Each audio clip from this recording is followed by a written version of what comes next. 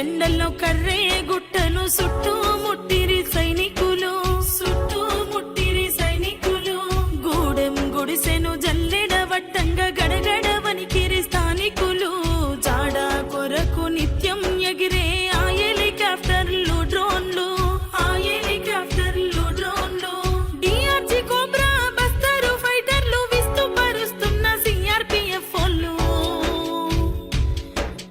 కర్రె గుట్టల మీద కథ ఏమి జరుగుతుందో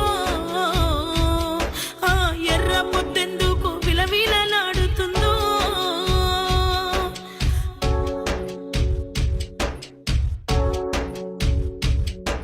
శాంతి చర్చలంటున్నా చలనం